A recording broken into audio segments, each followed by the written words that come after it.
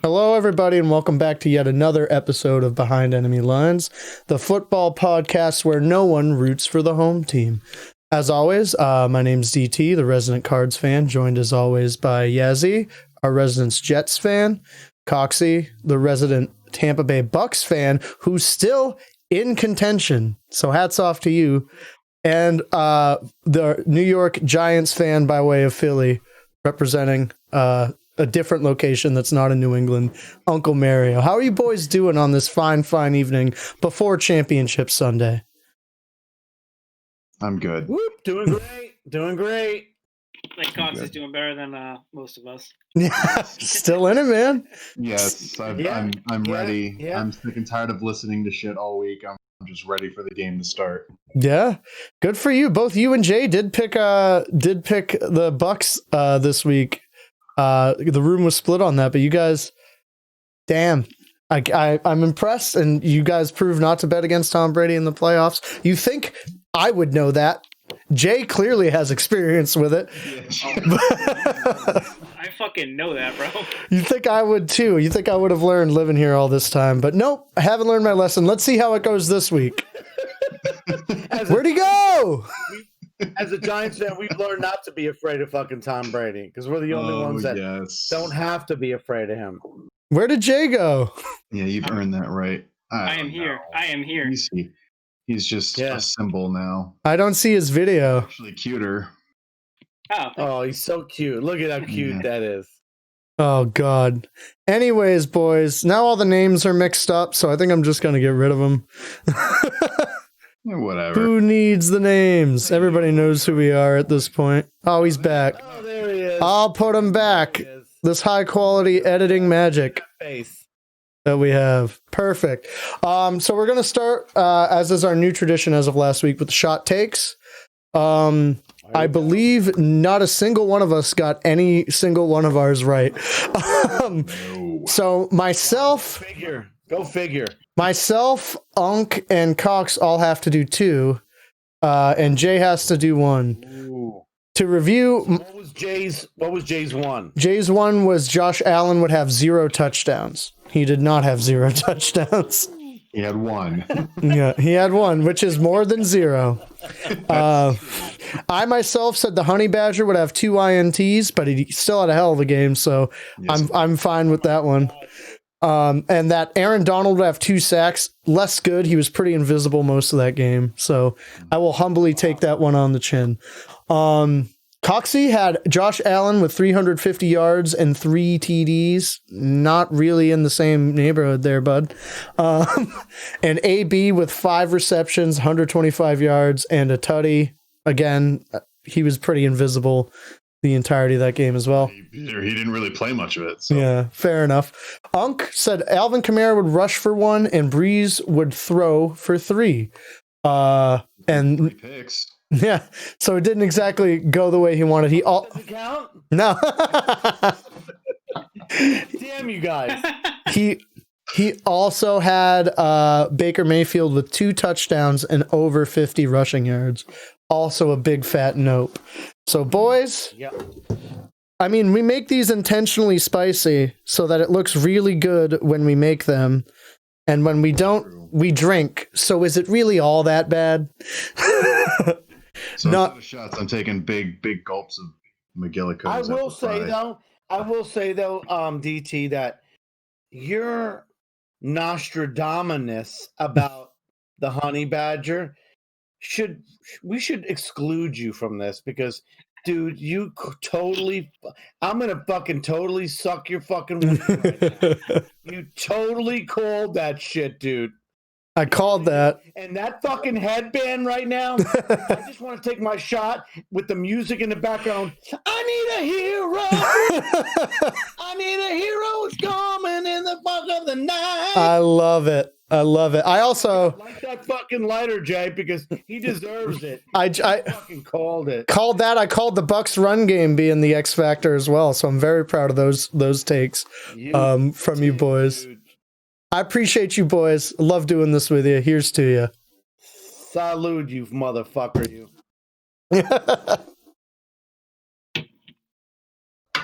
Oh my God, that's good.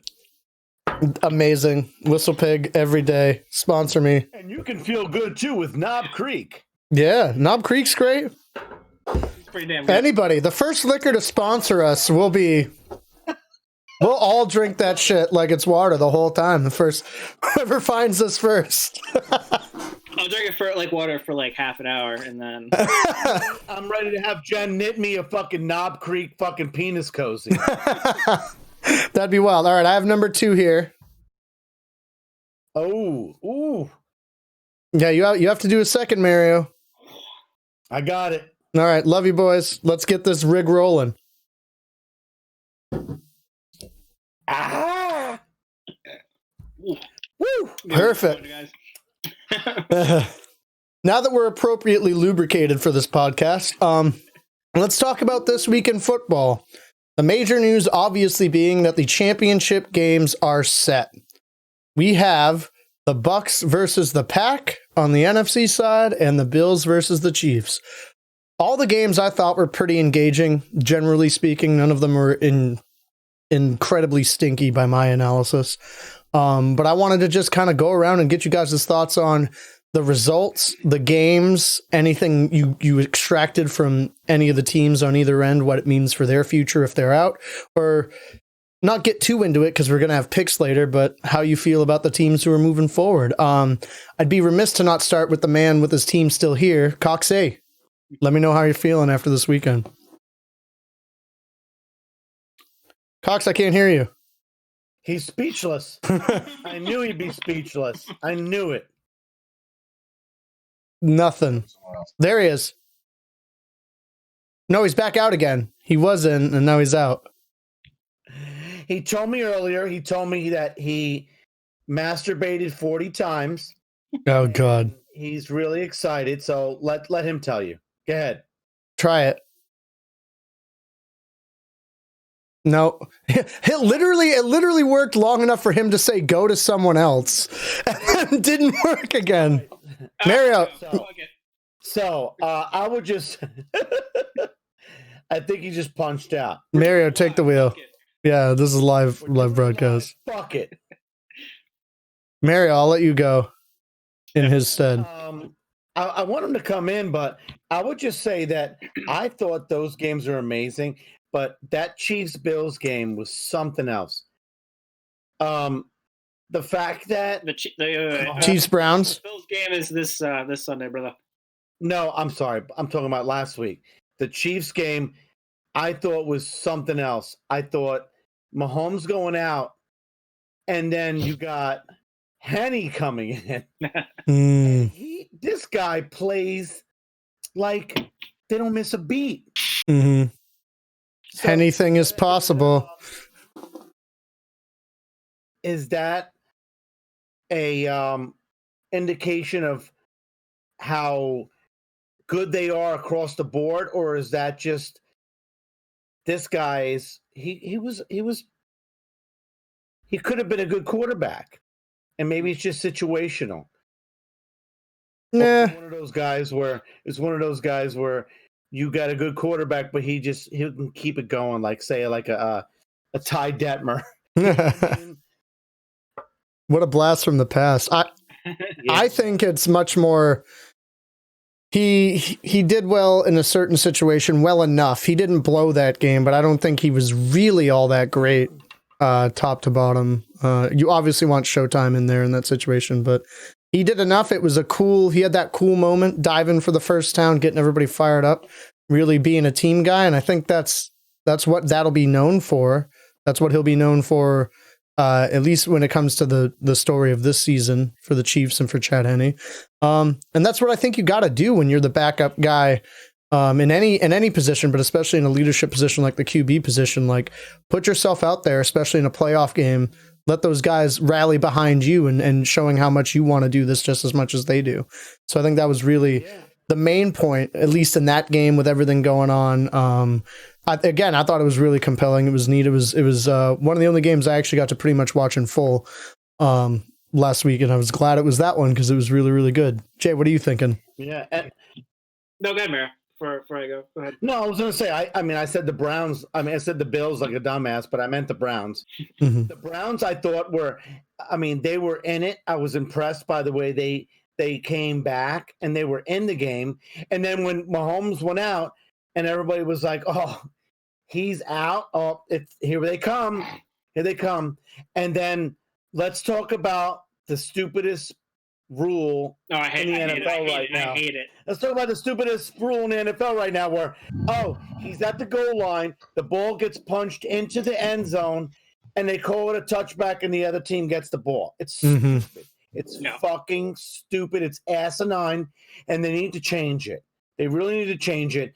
Let's make it where you fumble the ball, you get the ball, but you get it maybe like at the 20 or the 15 or something like that. It's just stupid. But like I said, I thought it was probably one of the best games so far in the playoffs. Yeah, absolutely. I think that rule's touchy because anybody else, when you have a fumble that goes out of bounds, you get it at the spot that it goes out. So it's really odd when it comes to that. I don't fully know how to fix it, and I don't want to say I don't give a fuck about the rules because that makes me sound like I'm some sort of punk kid, but there are people who are paid way more money to worry about that shit than me. So I'm not going to put too much brain power into it.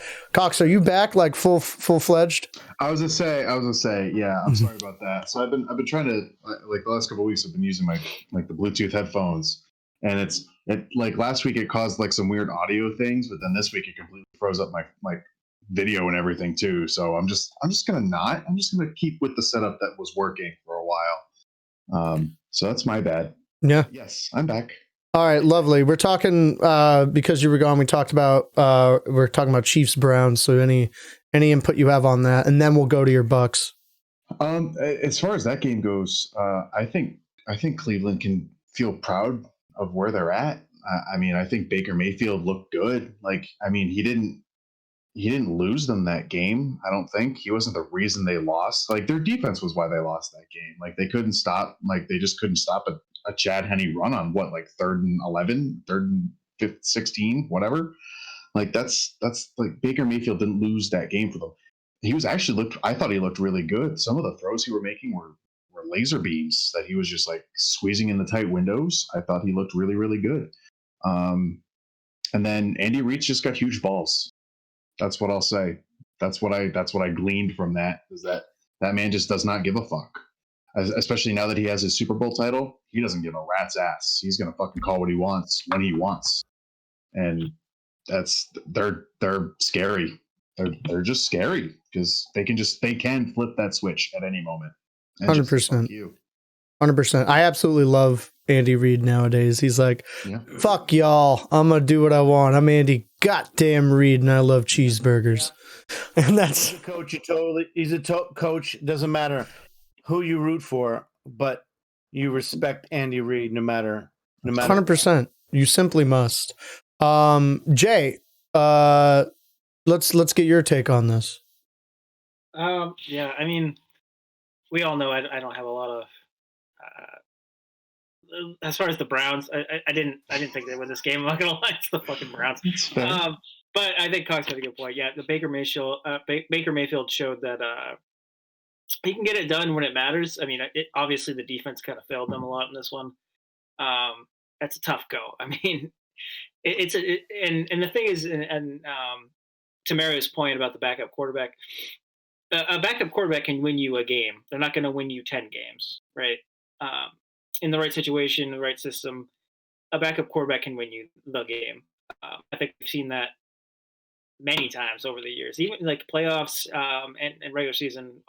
We've always seen a quarterback that's a backup, but in like a good system, come in and just fucking light it up.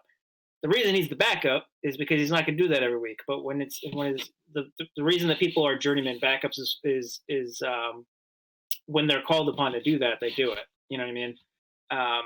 And I think that was the case last week. I really do. I mean, Chad Henne. I don't know if you guys remember the draft profile on him when he's coming out, but he no one thought he was going to be a starting quarterback. I think it was it the Dolphins that drafted him in the second round? I believe so. Yeah. Yeah. Something like that. It was a higher round pick for the Dolphins, right? And I still remember, and this was back in the day, that people were like, that's a reach. That's a reach. Maybe he's the next Tom Brady because he's a Michigan guy or whatever. But yeah, but back to my point, backup quarterback, if they're in the right system, they can win those games for you, for sure. This week, I was worried because, and we'll get to this later, but I was worried, like, if he has to start a game in the AFC Championship, he ain't winning that game. They already had a lead. You just basically have to not lose the game, and that's what you want from your backup quarterback. Period. Which he, to be fair, he almost did with that pick in the end zone. Exactly. Yeah. Exactly. Yeah, that's what I was saying earlier. Hopefully, if Higgins gets that touchdown and they don't have that horrible call where the ball gets punched into the end zone and it's a touchback and then they get the ball back, that's a totally different game. Yeah. Totally different game. Yeah. So, like I said, who knows? 100%. That's what the guns around. Nope. Let's go to Cox and talk about the Bucks. What do you got? Oh, God. Here we go. Well, that game, I will say that DT, you nailed the Bucks having to run the ball. And I figured they had to, but to run it more than they passed it, I thought showed great adjustment by Arians and Leftwich to just kind of almost manage Tom in a way. Whether Tom wanted to do that more or whether it was just a smart collective game plan to just pound the ball, have great balance, and when you had to throw the ball deep, you could. And they didn't move the ball down and score touchdowns great on their own. I mean, let's be real. The touchdowns they scored came off short fields from turnovers. So, but that leads me into the fact that the Bucks defense was immensely important in this game. I was floored with how well they played, especially in that second half. And Devin White is a god. Winfield was a steal in the second round. This defense is young. They're hungry, and I'm ready. I'm so ready for Sunday. Oh my God, I'm ready for this game. Awesome. Dude, I just got to say, when I watched the Combine last year and Winfield, I thought he was going to be the steal of the draft. That dude is a fucking baller. Yeah. So the fact that you guys got him is amazing to me. Yeah. To go along with those linebackers, you guys, that defense is set for a long time. I know JPP's getting a little long in the tooth, but shit, you bring another guy in. And, yeah. I mean, you guys are set for a long time. Yeah. Yeah. And as much as it pains me, it's like him and Ndamukong Suh are getting old, but they're hungry. They're ready. But yeah, it's the young guys on this defense that are making the difference. I mean, yeah, and enough can't be said about the work that that Carlton Davis and Jamel Dean did against the wide receivers in this game. I mean, to hold Michael Thomas to 0 catches was absolutely astounding. And to intercept Breeze, I understand Breeze is kind of on his last leg, and we'll kind of get into that a bit, but to still intercept him 3 times, like, Breeze isn't a dummy. Like, Breeze knows how to pick apart a defense, and they did what I thought they would do. They play man-to-man coverage a lot of the time, and dared him to throw the ball deep, and just played, kind of a nice zone over the middle, and just said, you're going to have to throw deep and outside the numbers. And he just can't. They disguised a lot of their coverages. Yep. And they're tall. They're tall along that defensive line. They're big boys. And Breeze is short. So, if he doesn't have those lanes, it's going to be tough for any quarterback. Yep. Even Breeze, who's a Hall of Famer, without a doubt. But if they can, when you play against Breeze, you block those lanes, it's hard for him to make those throws. I think the last thing I'm going to say is I gave Tom Brady a lot of shit for being a system quarterback, or at least I thought he was, for a long time. And I have to apologize, Tom. I'm sorry. Well, here we go. It was not Bill's system. It wasn't McDaniel's. He is the system. That is him, because he's brought it to Tampa. It's him. He is the greatness. Bill and McDaniel's are good in their own right. Don't get me wrong. But what Tom is the greatest quarterback of all time. He just is. That's all. I'm impressed you did that without gagging at all. You must have a very deep uvula or something going on there. and the balls too were in there, and it wasn't like, listen, Cock. I'm just gonna say this. Listen, I do believe Tom Brady is great. He's the GOAT. But if they did not have a good offensive line, Tom would have looked like a fool this year. Oh, yeah. And it goes back to what we've said from the beginning.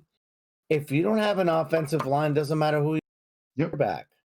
Oh, yeah. And that give that offensive line just as much credit as you'll give to Tom Brady. Oh, absolutely, because I do. If there was any weak spot, if they were coming in on him and sacking him left and right, listen, there were moments in this game where they did get some pressure, and Tom looked sketchy. Because if you can get pressure on him, he's a totally different guy. He really is. But he probably went to the sideline, a la Tom Brady, and he was like, "You fuckers better get your fucking shit together," and was fucking yelling at people. Because this is why, if you love Tom Brady, you love him, and if you hate Tom Brady, you hate him for this reason, because he's a fucking whiny bitch. And he goes to the sideline and he fucking bitches like a girl. But guess what? It works for him because they listen to him. He's like, "Oh, you better get your shit together and fuck you." And he starts cursing at the fucking refs. Listen, it is what it is. But if that offensive line was mediocre, we wouldn't even be talking right now. You guys wouldn't even be in the playoffs. Yeah, I have to give an offensive MVP for the Bucs kind of nod to Tristan Wirfs. What a pick he has become, what a player he's become. He's done amazing on that offensive line. And I understand it's on the right side. It's not the left side, but you can see that as soon as if they can get a right tackle, Donovan Smith will get phased out and Wirfs will just easily slot right in over there.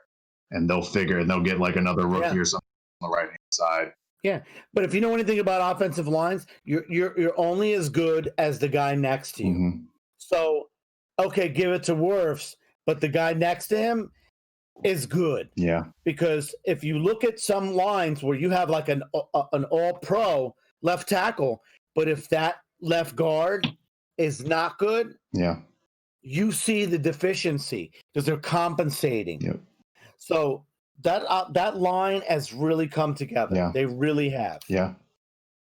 Great. Mario, since you're already kind of going, do you have any more thoughts on this game or any of the other divisional games before we move on to Jay?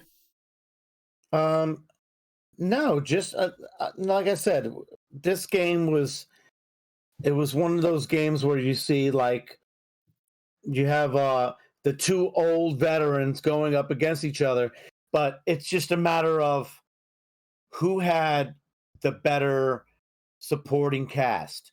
And that was Tom. Tom had the better supporting cast. The defense didn't let him down. The offensive line picked him up, let him do the things he had to do. And if they can keep that going, I think the Bucs have a great chance. Nice. Yeah. Jay, what are your thoughts on this game or any of the games from this past weekend? I mean, for this one, Bucs Saints. Yeah, I mean, I thought the Saints were going to win this, but I have to learn to stop fucking betting on the Saints to win a divisional round game. You didn't. You picked the Bucs. Oh, I did. Yeah, you did. Yeah. Okay. Yeah, you did. You did. You picked the Bucks. You said I got to go with quote for quote. You said I got to go with Tom Brady. All right. I stand corrected. I'm just used right to. I'm just used to every year picking the Saints to win something they shouldn't win. I guess I don't know. I mean, this team is fucking stacked. Like the Saints have no right losing. I mean, no offense to the Bucks. The Bucks are a very talented team as well. But yeah, this is probably the end for Breeze, which is kind of it's kind of crazy, especially for Cox and me and you, D, growing up with Breeze being one of the best, and he just didn't. It's like Peyton Manning's last year. I mean, albeit he did win a Super Bowl, but when you watch him throw, you're like, that's not Peyton Manning. Mm-hmm. When you watched Breeze this year, like that's not Breeze. I mean, Brady's a freak. He has no right doing what he's doing at his age whatsoever. But at the same time, you have to kind of like tip your cap to Drew Brees and be like, damn, dude, good career. But at the same time, like if 1 inch went either way or 1 inch didn't go your way, like it's football's crazy like that. Like if they had a couple of like the Minnesota Miracle, like if the Minnesota Miracle doesn't happen, Breeze wins that Super Bowl. I still to this day believe that. There's that in the PI with the Rams. Yeah. I mean, absolutely. I still think the Rams were the better team that year. Fair enough. But the Saints were absolutely the better team than the Vikings. But with that being said, I think the better team won. I think the Bucs are more disciplined, and to Mario's point, the offensive line's just they're clicking, man. They're clicking. The running game's clicking. You'd think that with Kamara that the Saints would have been clicking a little more, but that's the playoffs for you. 100%. You know what wins championships, guys? Defense. Defense wins championships. And I'll tell you what, that Bucs, and like I said, it pains me, but that defense, Cox, you should be really confident going into this weekend, because defense wins championships. Listen, I can tell you from experience, going against Tom Brady, the reason we won that Super Bowl was because of the defense. Mm-hmm. That defense was all over him. And if you're not going to bring the pressure to Tom Brady, he will pick you apart. Plain and simple. It was 9 years ago, but yeah. Okay. It still holds true. And I know you have PTSD there, Jason, because I know Tom Brady's really fucked the Jets so many times. But although watching Brady win a Super Bowl with another team would be kind of fun, because then all the Pats fans would be just like in their head, like, how do I justify this? Yeah, come join, jump on the bandwagon. We got room. No, plenty. No, just stop. Any other thoughts on this game or any of these other divisional games that you want to cover at all? Because I don't have a ton to say about any of these. No. It ain't happening. Just quit asking. I just want to send much love to my boyfriend. And congrats on another win. And, so we'll talk about him later. Everything else is fine. We will. Don't you worry. So we've had a head coaching roundup / like speculation thing on our run sheet for like 3 weeks, and now all the fucking spots are filled. So we're not going to do that, but instead 3 big head coaching hires this week. Nick Sirianni, Dan Campbell, and Brandon Staley all get head coaching jobs. Staley for the Chargers, Dan Campbell for the Lions, and Nick Sirianni with the Eagles.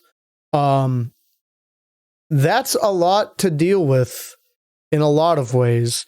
I have a lot to say about it, but I go last on this show. So Jay, let's have you go as the person here who has the newest head coach. Did you guys watch the Dan Campbell press conference at all? He's a literal insane person. Okay, so I did not. I have the fill me in, because I did not see it, Jay. I heard some quotes. Listen, Dan Campbell was a Giant. He was a tight end for the Giants. All right. I knew he was a crazy player, but tell me. He's insane. I'm going to quote. This is about a paragraph. I hope you guys are okay with me just. Oh yeah. No, direct quote this because it's gold. Great. Get it. We're going to kick you in the teeth, right? And when you punch us back, we're going to smile at you. And when you knock us down, we're going to get up on the way up. We're going to bite a kneecap off, all right? And we're going to stand up, and it's going to take 2 more shots to knock us down. And on the way up, we're going to take another kneecap. And we're going to get up, and it's going to take 3 shots to get us down. And then when we do, we're going to take another hunk out of you. He realized he ran out of kneecaps on the quote there. Yeah. I love it. Yeah. I love it. I fucking love He it. fits Detroit. He does. He fits them. That was absolutely a worse press conference than Gase 2 years ago. Absolutely. Holy shit. I heard he fits. I heard he bought a fucking trailer at 4 Mile. Of course he did. Why wouldn't he? Dude, but he's like, this is the thing. I'm kidding. I know you're kidding. It was a joke. Obviously, you're fucking kidding. He fits. He fits the hard nosed like style that Detroit's looking for. Didn't they get that with like? All right, so this is. But Patricia's different. Patricia was that hard nosed ass, but like in one of his press conferences, one of his press conferences during the season, he bitched out a reporter for not wearing like a suit and not respecting the game. Right. This is the same coach that they had before. No, Patricia's different because Patricia's like Campbell was a player. Campbell's going to be able to like be a hard-nosed badass, but be with and keep the players together. Patricia who else was a hard-nosed badass that was a phenomenal Hall of Fame player? Singletary. Yeah. He just went 0-9 being a high school head coach. Look, I get that. Yeah. I get that. Oh, that's not good. I didn't know that. He went 0-9 as a high school head coach, a Hall of Fame linebacker. Look, I get that, but this is something I don't know. I still think this fits Detroit. Like I thought Patricia fit Detroit when they hired him. We all did. I never thought Patricia fit Detroit. I think there's too many obstacles going on in Detroit, starting from the top, from the ownership down to the general manager.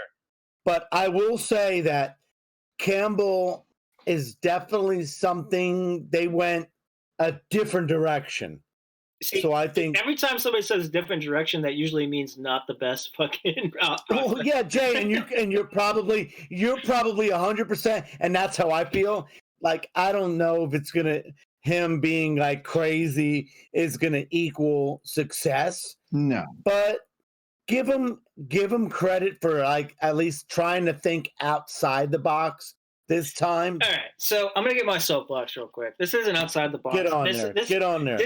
This is absolute cliche coach speak. That's what it is. It's the same fucking thing that every hard ass thinks that is different. Everyone thinks it's different. Everyone thinks I'm a hard ass. We can all say that. Players. We're gonna fucking kill them every goddamn play. We can say the same shit about Salah. It just doesn't. No, but Salah's press conference was completely different. He said, "These are my guys. We're gonna be a family." He didn't say we're gonna fucking eat their goddamn kneecaps. Okay, no, I get you, but I hear a lot of people saying that Salah is the Jets' version of Joe Judge, but Joe Judge did say that, we're going to be smash mouth. We're going to get back to the way the Giants defense used to be back in the day, and we're gonna punch in the face and stuff like that. So all right. Joe Judge is a lot different than and I quote, "And when you punch us back, we're going to smile at you. And when you knock us down, we're going to get up and way up. We're going to bite your kneecap off." That's a great quote. That's such a great quote. That is a direct quote. I love it. I think what it means more is just that they need to get back to toughness and fundamentals. That's what they need to do. That's where they need to start. Toughness, fundamentals. Because I think Patricia tried to do too much of like defensive scheming and stuff like that. And that no. Like they're not ready for that. You gotta basically start at the foundation. And I almost think kind of having like a lughead football player just at least build it. Do I think Campbell's the answer for them going forward? Is he gonna like take them till the next level? No.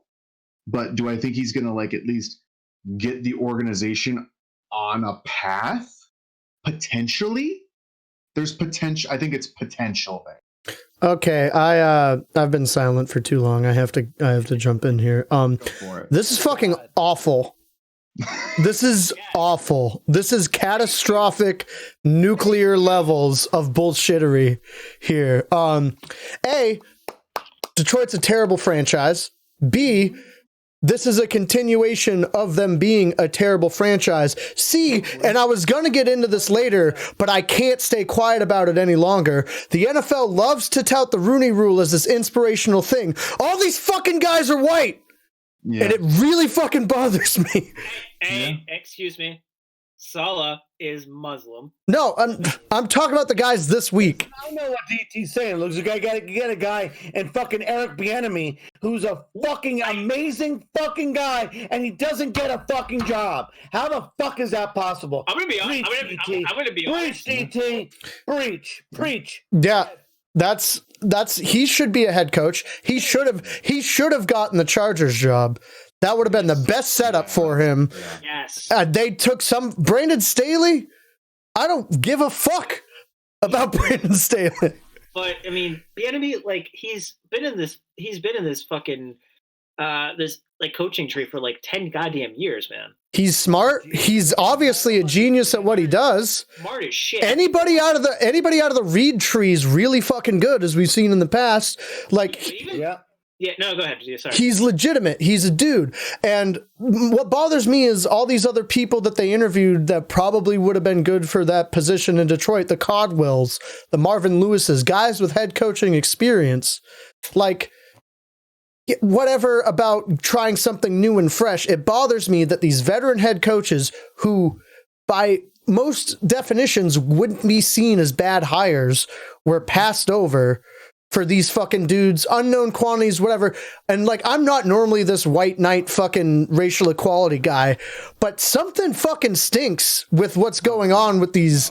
And I really don't fucking like it a lot, but I needed to get that. I've been holding that since we started the segment and I had to get it out. But back to Dan Campbell. He's a fucking disaster. This is going to go horribly. They signed him for 6 years. My shot take, he doesn't last 2.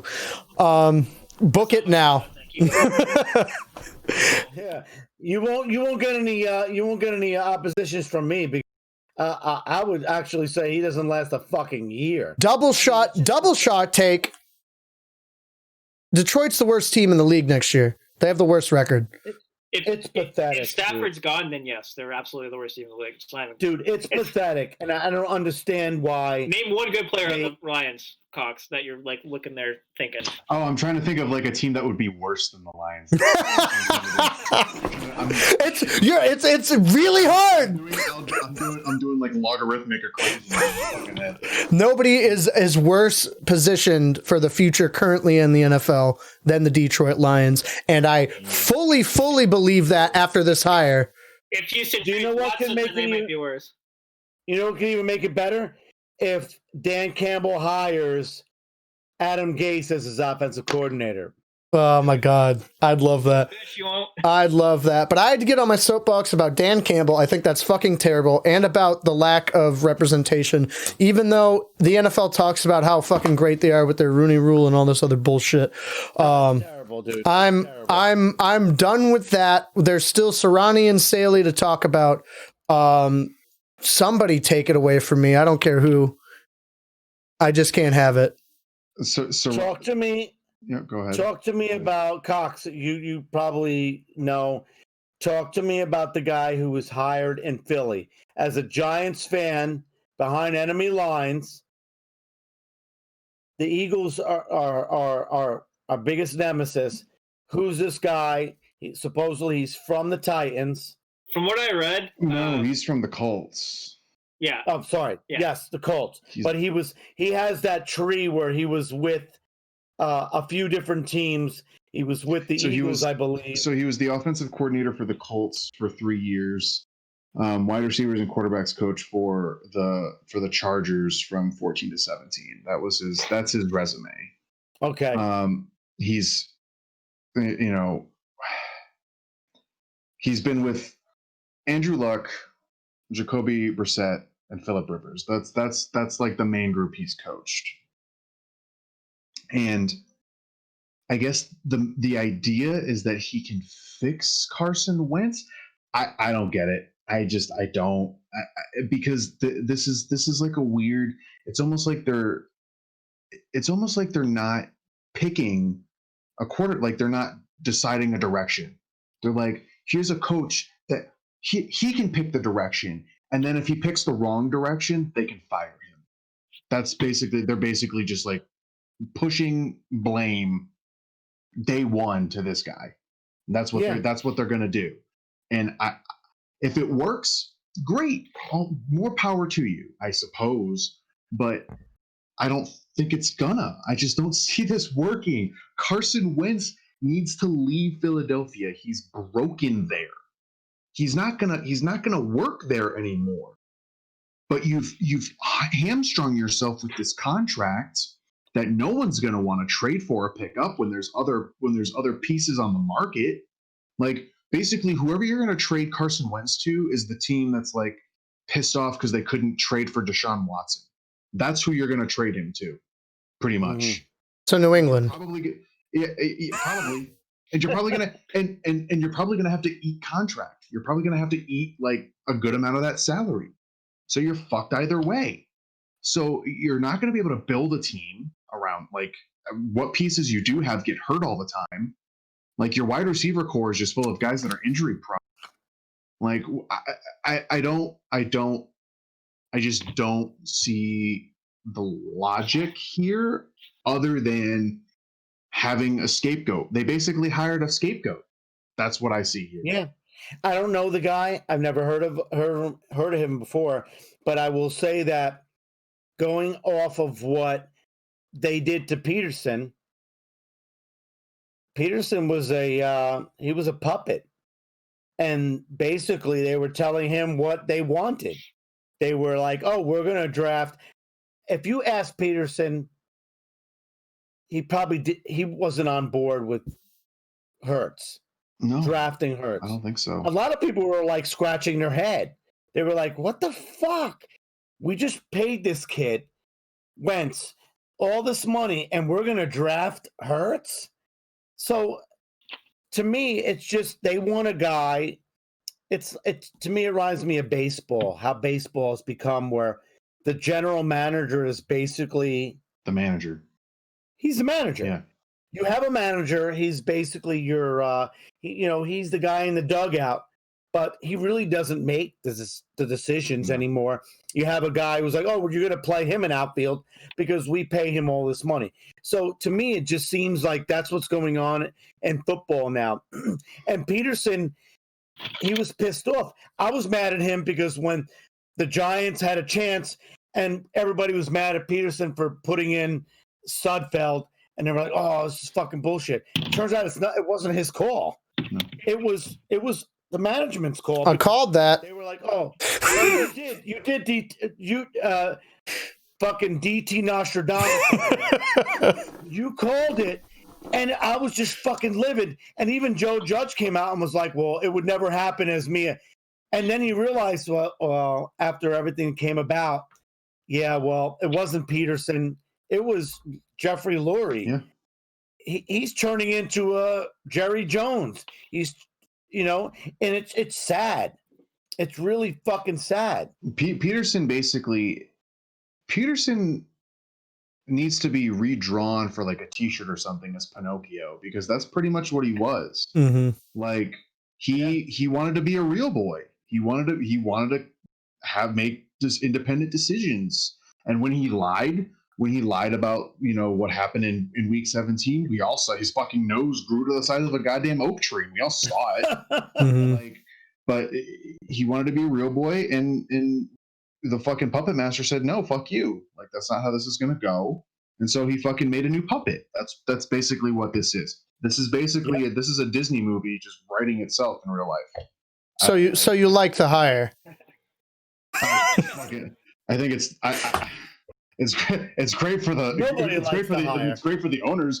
Scapegoat. That's it. It's great for the Giants. It's great for the Giants. Yeah. The Eagles. I don't think this will work. You have to. The owners needed to make a decision, and the GM needed to make a decision where they're going. Are they going with Wentz, or are they going with Hurts? And then basically, you need to hire a coach that's going to offensively, or kind of scheme around the quarterback you pick, and hire personnel to make that system work. And that's not what they did. They hired a scapegoat. It's not going to work. I just don't see it working. Fair. Jay, what are your thoughts on good old Nick Sirianni? And then we'll get to Staley. Did we talk about Staley already? I'm a mess. No. No, as far as this hire, am I going in and out, or am I good? No, you seem fine. You're good, man. Right. Good. Anyway, this hire, I was a little surprised, and that's an understatement, to be honest with you. When I heard the hire was made, I was like, I don't even really know who that guy is. So I checked in on him. And there's been a lot of good points made from a lot of people around Twitter and ESPN. Give your whatever sports like nationwide sports casters or whatever, and we really won't know what these coaches are for in a couple of years. Because look at Sean McVay. Everyone thought that was like the worst hire ever, and it turned out to be pretty damn good. But that being said, everything I read was people saying, I think he's a nice guy. I think he's knowledgeable. I think he's okay. And people said C+ at best in the next 2 years. Yeah. So I think I think I agree with Mario that it's a scapegoat. It's like, if you can't fix Wentz, then we have an out on Wentz, because they're stuck with that contract. So if they hire a new coach, it looks good to work with their quarterback that everyone loves. And if it doesn't work out, then we have a scapegoat. We're like, oh, well, They both suck. So we're moving on. We're rebuilding. And I think 2 years from now, you're going to see a complete and absolute rebuild. I wouldn't be surprised if the Eagles had the first pick in the draft in like 2023, 2024. Fair enough. And you know what, Jay? He was a fallback plan because they wanted Salah. The A lot Eagles of teams wanted did. Salah. No, but the Eagles. Listen, No, I know. I live behind enemy lines, and I spoke to a lot of Eagles fans. Eagles fans were like screaming to me, "Get Salah! Salah is the guy." A good friend of mine, Bobby, who's like he's a fucking major Eagles fan. He was like, Salah. I know so many guys I can just put out there. They wanted him so bad. I know, Jay. And when he left the Jets to go, he was on his way there. And I think they thought, they were like, well, we better get this fucking guy back. Yeah. Because the Eagles, if the Jets had not offered him. Yeah. No. To that point, like when I'm a big fan of Jets Twitter, because all the Jets fans I follow are fucking psychos.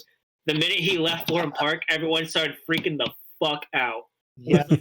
He's going to the Eagles. He's going to the Eagles. It's over. It's done. I was like, fuck. I really. And had he made it to Philly, he would have been their coach, 100%.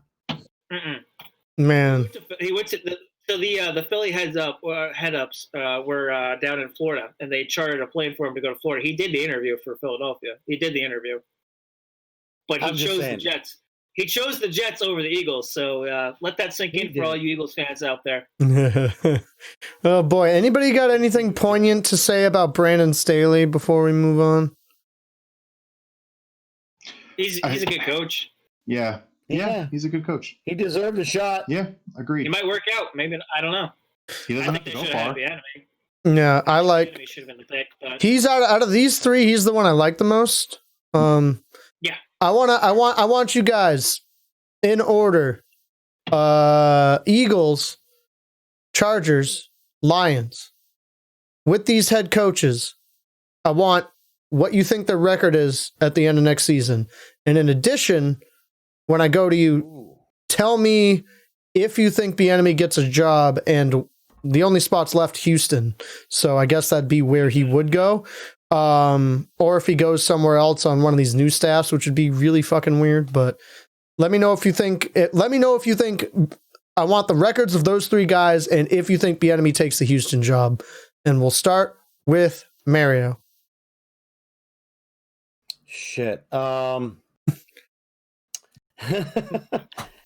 think going with the new coaches, I think the Eagles are going to be 4-12. All right. Next year. I think the Chargers, have the best chance of actually doing something good, and I think the Chargers will be 8-8, Mm-hmm. and I think the Lions will be 2-14. Fuck, you stole that one from me. Mm-hmm. Coxey. Okay. I will start with the Chargers. I believe the Chargers will go 9-7. I think that the Eagles will go 6-10, and I think the Lions will. Yeah, the Lions will probably.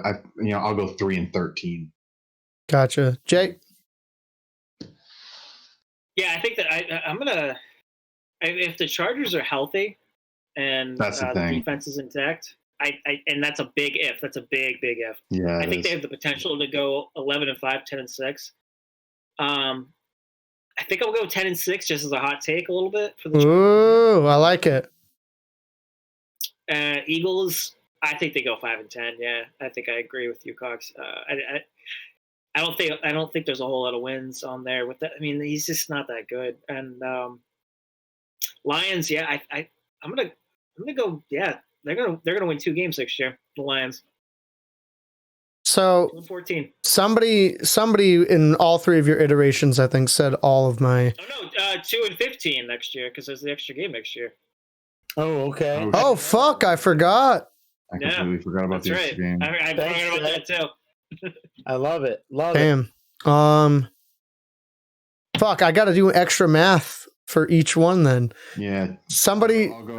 I'll go 10. I'll go 10-7 for the Chargers. I'll go 6-7. I'll go 7-10 for the Eagles, and then I'll go 2-15 for the fucking Lions. Yeah, I'll take. Yeah, Cox. so we all have 2 wins. We all basically agree with 2 wins for the. So Lose so many people. So I'm gonna go next here.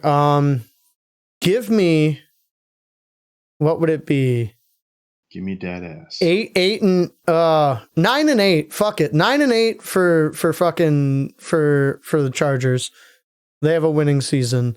Give me what is that?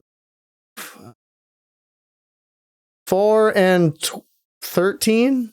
There you go. Yep. For the Eagles. And just because everybody else said it, fuck it. 1-16 for Dan Campbell and the Dumpster Fires. Yeah, my man. Fuck them. They're not going to be good. Prove me wrong, Mr. Kneecap Biter.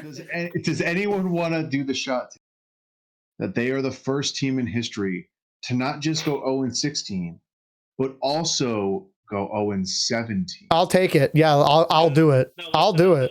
They're going to win. They'll win a game. I'll do it. I'll do it. All right. I like that. I'll do it. Fuck them. I like that. I'm gonna bunch it out, put a little more spice on top of it, Ooh. and say they have a mutiny after the first year.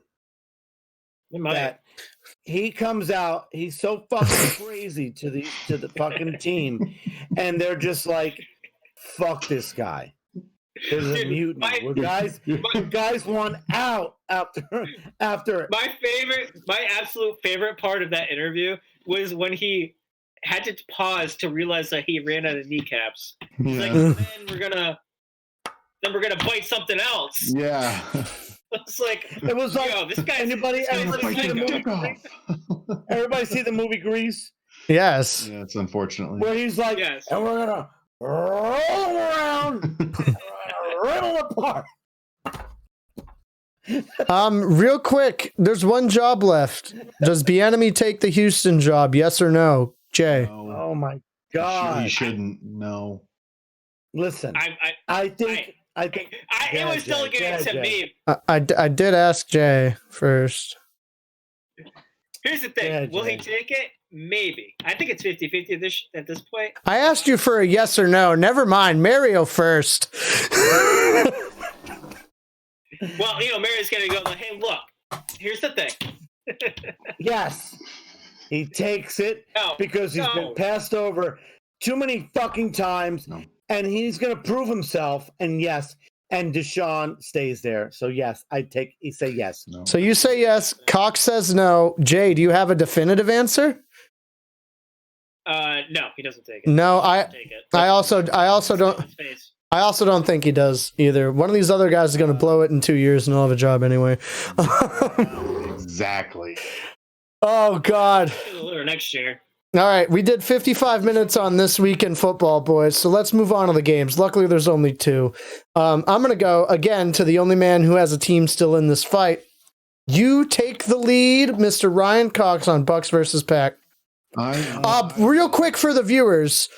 The only way I lose my number 1 spot is if I drop both championship games and the Super Bowl and somebody else picks against me and is correct in all 3 of those games. For context of what's on the line here.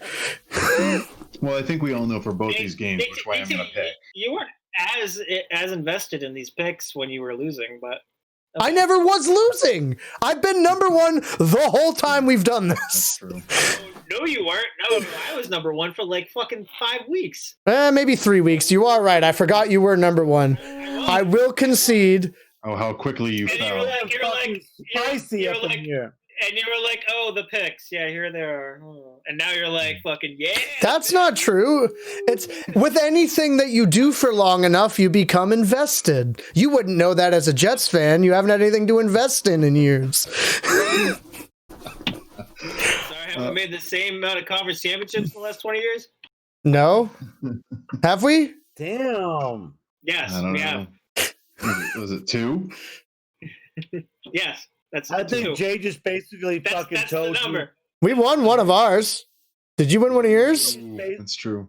Jay just basically told you, take that fucking leg warmer around your fucking forehead and go take a yoga class. I'd love to see that. You know, I'm not going to say it because I respect your daughter too much, Mario. Coxie, go. Oh, I'll see you on the 9th green. I believe that's Mr. Gilmore. Ryan, fucking get on your soapbox. I had to fucking hit it off Frankenstein's fat. Oh man, Ryan, take the lead. This fucking oh my god. So for this game, I look at if I look at each phase of the game, and I look at just on offense, if I look at wide receivers, if I look at running backs, if I look at offensive line, let's start with wide receivers. The Bucs have more depth.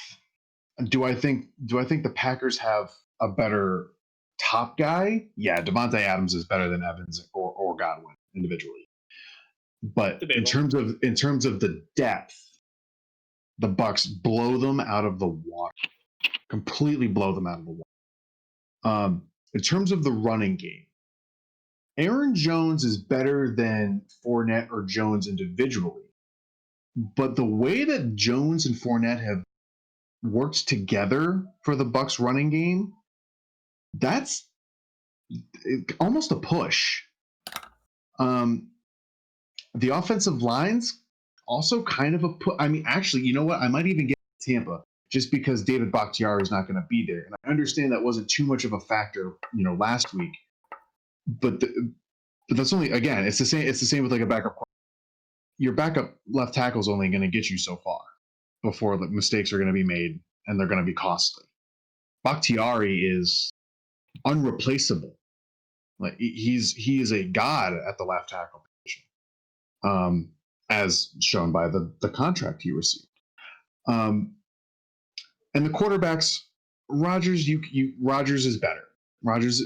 If you said anything different, I was gonna fucking people's elbow you like Dwayne the Rock Johnson. Rodgers is better. Rodgers is better. He's the this MVP year. of the league. Let's Yes, be honest. yes, he is. But then you get to the other side of the ball, and you get to the defense. I was more scared last week of the game than I am this week. I'm way more confident that Tom Brady and the Bucs can run the ball all over this Green Bay defense and set up the play action pass all day long. I mean, the runs that the Rams were getting off, Cam Akers were getting off last week. Like, I'm sorry, the Bucs can run the ball better than the Rams can. Like that offensive line can run the ball. I see another instance like we saw last week, and again, D called it last week. The Bucs are gonna run the ball more than they pass. I think you're gonna see a similar offensive style to what you saw last week. But those passes that they get, they're gonna eat you alive. They're gonna get. Oh man, this one. I think of the two games, this is gonna be the shootout. I really do.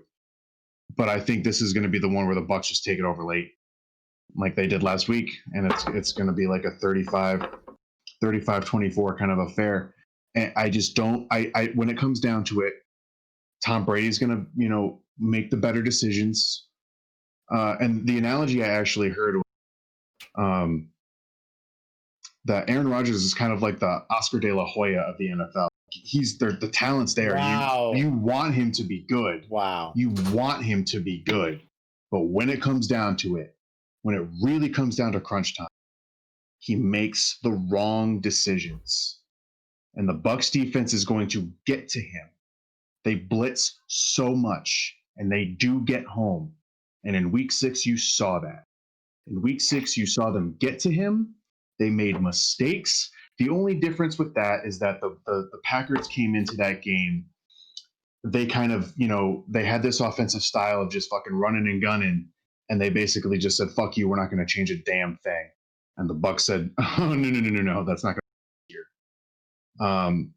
So there's going to be a different offensive style from the Packers this time. But the Packers aren't going to be able to run the ball, especially if Vita Vea plays. If Vita Vea he's playing. Yeah, if he plays at 100% or anything close to it, they're not going to be able to run inside. They're sure as shit with Devin White and Levante David not going to be able to run the edge. That's just not going to happen. So there's no running game. So there's no play action pass. I'm just not. Rodgers is going to have to. He's going to have to play an ungodly level of football. He is going to win. He's going to have to win this game for them. There's no way around that. He has to do it. No one else is gonna, because from top to bottom, the Bucs are a better team than the Green Bay Packers are. Please let me go next. Ryan, yeah, I will. As an absolute god. Ryan, give me an X factor, because that's what we do when there's this few games, and give me your score again for documentation. Score is 35-24 for the Buccaneers. The X factor, my X factor is going to be Jair Alexander. You motherfucker! He's if he can show the world that he is here, truly here, this is the moment you have to show it. This right here. And you have to pick off the smartest quarterback in the league and the most decorated. You have to make this your game. And that's the expert. Most decorated, yes. I'm furious at you for that. I thought I was going to be able to do that. Unc, I know you're chomping at the bit. Let's hear it. There's not much to chomp. It's just, Jesus Christ, that was the fucking filibuster fucking marathon I've ever fucking seen, Cox. Jesus Christ. Can you just fucking say that the Bucks are gonna fucking win because I think they're better and blah blah blah? We had to fucking go through all that bullshit. Jesus Christ, that was like a fucking prostitute saying, I have the cleanest panties on the fucking strip tonight. I mean, give me a. Oh shit, we can't hear you, Ryan. It's probably for the best. Can't literally can't hear you. That sucks. Right. I wanted to hear that back and forth. Listen, Can you hear me? There now? he goes. Yes. There he is. There he is. There he is. Yeah. listen. Do I think the Bucks are going to win? Yes, and we talked about it earlier, and it didn't take all that fucking fluff and butter early that you had to put out If your there. team didn't suck ass, Their I'd give you the defense- floor too. Dude, it has nothing to do with the fucking team sucking or this guy's team sucking. You fucking sucked your own dick just now. The team, you're going to win because your defense is better than their defense. And that was basically it. You fucking went from, well, Aaron Rodgers wears fucking boxers and fucking Tom Brady wears briefs. I mean, give me a fucking break, dude. It's just, that was just like a display of fucking ridiculousness. Oh my god. This Mario sponsored by Knob Creek. Yeah. No. Yeah. Listen, The drunk uncle it wa- sponsored by. not drunk uncle. This was just ridiculous. You just fucking went on a big tangent and you didn't have to go on a big tangent. I love that you're talking about his big tangent, but can you get to your analysis, please? For all of us, I'm not like I'm just a guy who moves things along. Okay. All right. Just fucking make sure that fucking headband's not too tight, okay? Jane Fonda. I'm waiting on you. You're still talking. You're not talking about the game. The Bucks will win because their defense is better than the fucking Packers defense. And that's what will win the game. Thank you. Go ahead there, Jane Fonda. So the full X factor for you is the entirety of the Bucks defense. And what is your score? Von White. White. Okay. Von White is the X factor in the game, and the game will be 31-14. Ooh. I love So that. it's not even close. Interesting. Jay, Not even close. The defense totally shuts them down. hit me with it. Am I good to go? Am I ready Mhm. for lift off here? I think so. Look, I think Cox made a really, really good fucking point. Really, I think both quarterbacks. Let's be honest. I mean, Tom Brady's the best that's ever played the game. We all know that, and he is. That's just what he is. And he's still playing at a high level. Aaron Rodgers is one of the best to ever play the game, and still playing at a very high level. I think it really, like Cox said, I think it comes down to the running game. I really do. I think people are overlooking Aaron Jones a little bit. He is a dynamic ass runner, not only in the running game but in the passing game as well. I think this will be a close one. I really do. I think. Look, I mean, as football fans, who do you trust more? Tom Brady in the playoffs, right? Because Rodgers has shown that he can't really fucking pull it off. But give me the fucking Packers there. Wow. Okay. Give me Rodgers with not necessarily his like last ride or whatever, but like I think he really needs this. He needs another title. I mean, he last won the Super Bowl 10 years ago, right? We were in high school. Yeah, we were absolutely in high school. Last time he won one. And this is not and Cox, this isn't an indictment on your team whatsoever. I think it's going to be really, really close, and I think it's a coin flip. And I'm going to take Rodgers here just for the sole fact that I think it'd be a more interesting storyline. It's fair. It's fair. Totally fair. What's your X factor? And your score. Yeah, exactly. Did you hit me with a score and I'm an idiot? He did. All right. I did. Yeah. I'm just an idiot. Don't worry about me. I'll cap this off. I agree with a lot of things that all of you guys said. Aaron Rodgers, I think, does need this. Yes.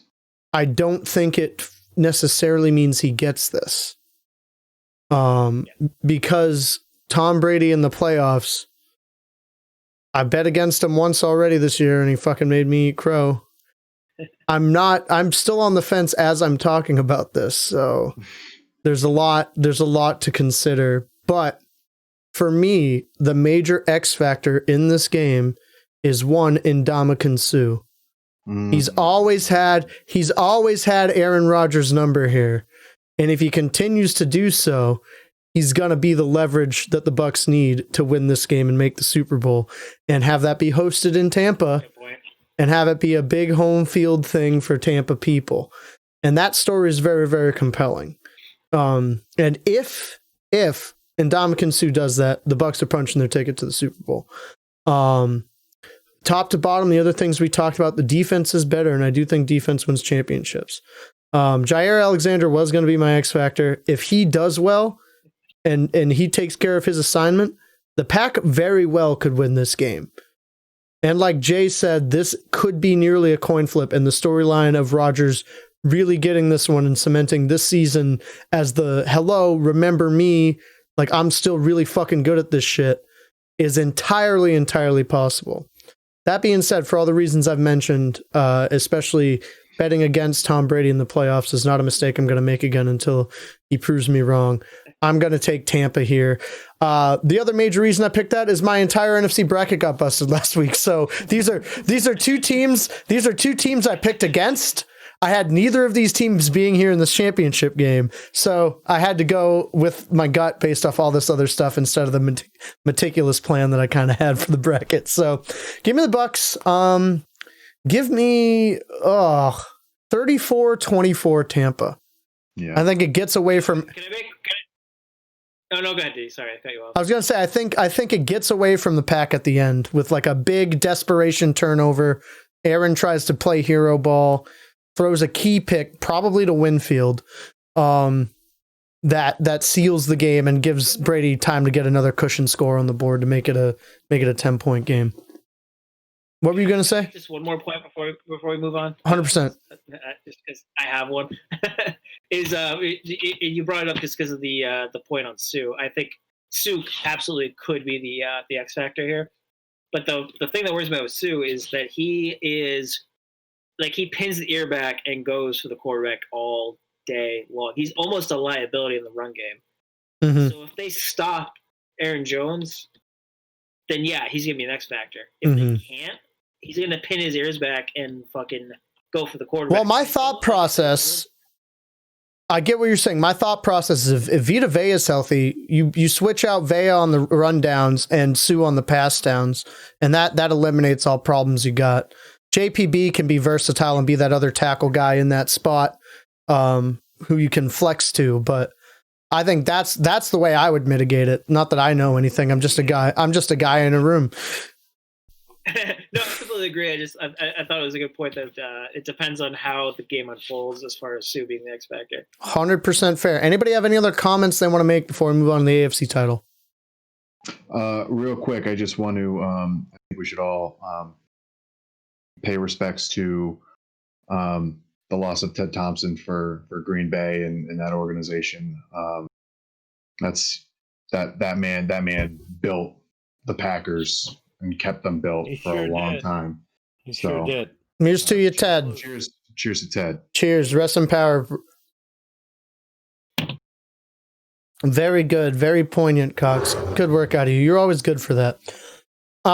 Jay, as the AFC boy, especially the biggest Bills fan here, I decided I love the Bills. I decided to hand you the reins when it came to Bills Chiefs. So lead us off, big boy. How long do I have? Because I can get on my soapbox for a bit. You got probably keep going. I'll let you know. Okay, so this is gonna be a good game. Let's be honest. I mean, I hate the fucking Bills, but that offense has been clicking on all cylinders for weeks on weeks on weeks. However, Mahomes has won 24 of his last 25 games. And he's cleared. He's ready to go. And the Bills don't really have much of a running game to speak of. The Chiefs are okay running it. So basically what's going to happen is the Bills are going to have to put this in Josh Allen's hands. He's going to have to win this game. and he's going to have to beat, in my opinion, the best quarterback in the NFL to win this game. With, in my opinion, better weapons. I think that the Bills' defense is okay. I think they're fine. I think that the Kansas City defense is a little more tenacious. I think they are more opportunistic. I think they take what they get, and I think that the turnovers they speak for themselves. I mean, the Kansas City Chiefs, that they take what the offense throws at them. I just don't. I know I sound like a hater. I know everyone's gonna say, "Oh, you're the fucking Jets fan," but I just don't see a way in which the Bills win this game unless Josh Allen becomes the next dude in the NFL. And I already know he's a dude. I already know he was like an MVP, like, Canada or whatever. I know he's had a great year.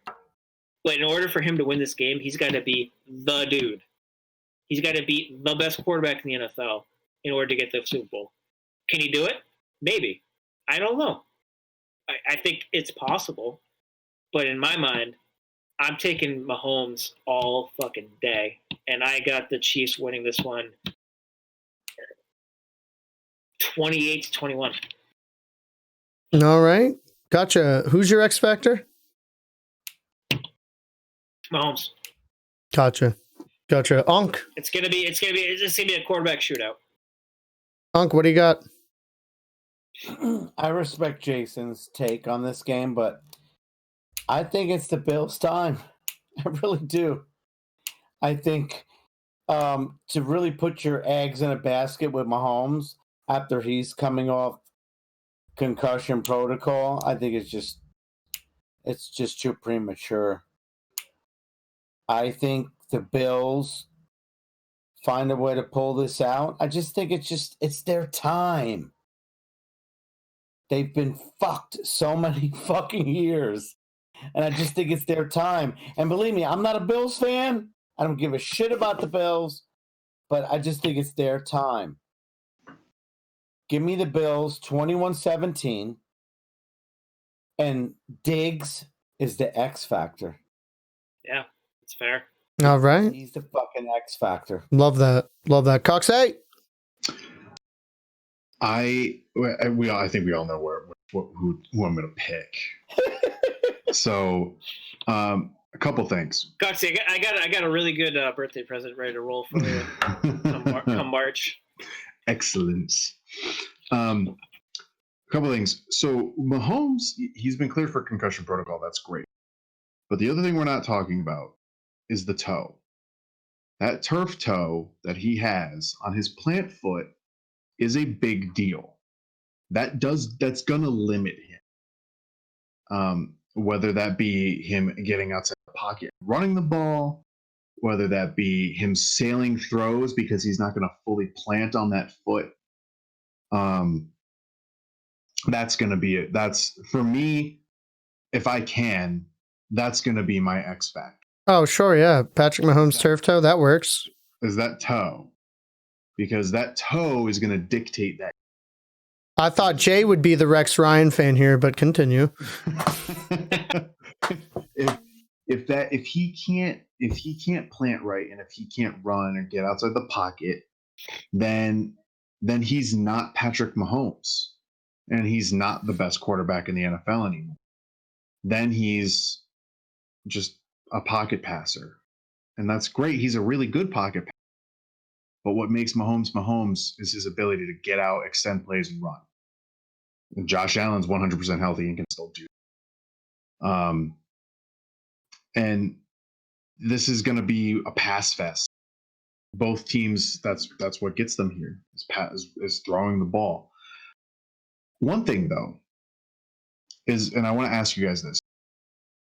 Do any of you think it would behoove Kansas City, as we all know that a prevalent strategy for them is to run the ball on them and keep Mahomes off the field?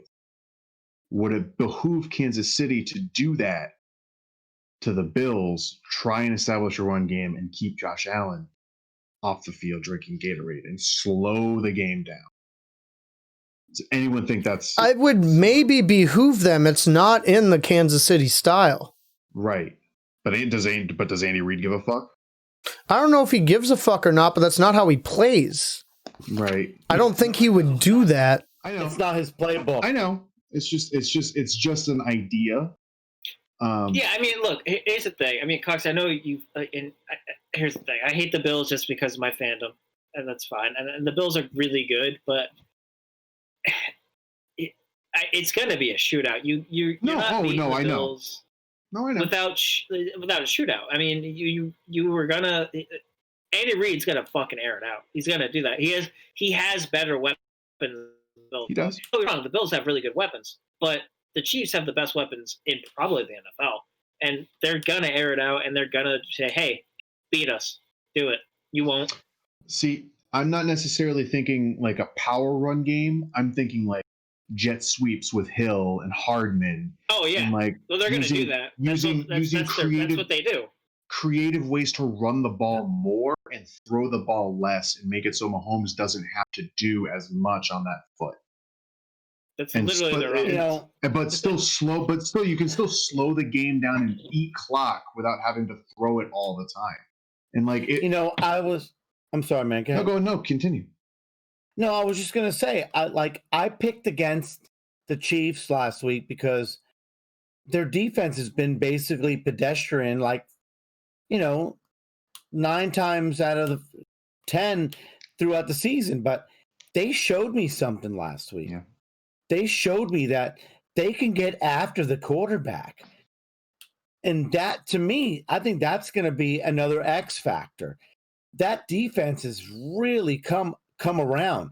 Forget, the honey badger in the backfield. Forget that line is getting to the quarterback. And that's big because in the early stages of the season, they weren't doing that. And that's why you saw they were just getting by.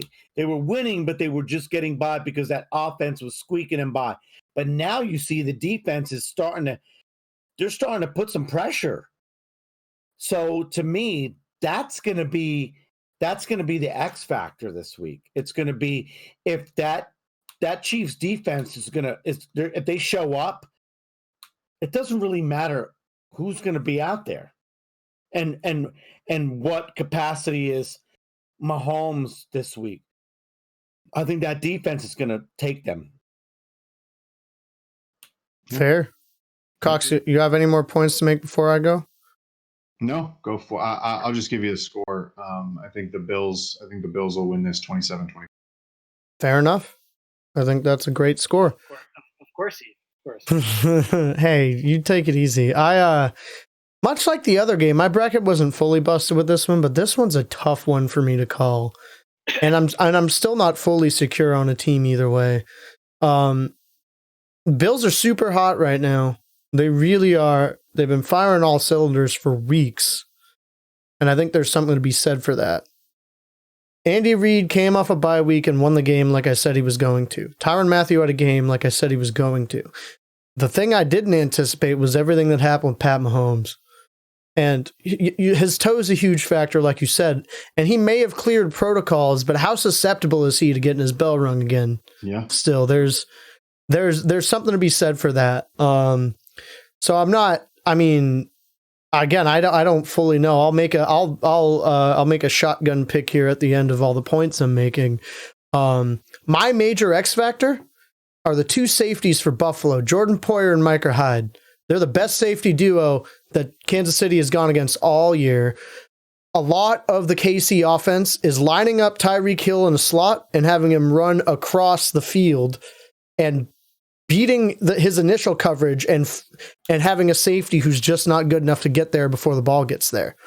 I think they'll struggle mightily with that because Poyer and Micah Hyde are the best safety duo in the NFL. I'll say it. They are the two best as a duo in the NFL. There's not any stronger free safety, I think, as a tandem that's better. And if they can be wise to that and know that Tyreek Hill is going to run a track meet across the field between the numbers and somebody's got to be there on either side, whichever way they run it. If they're aware of that, and I think they are, they're smart, well put together players.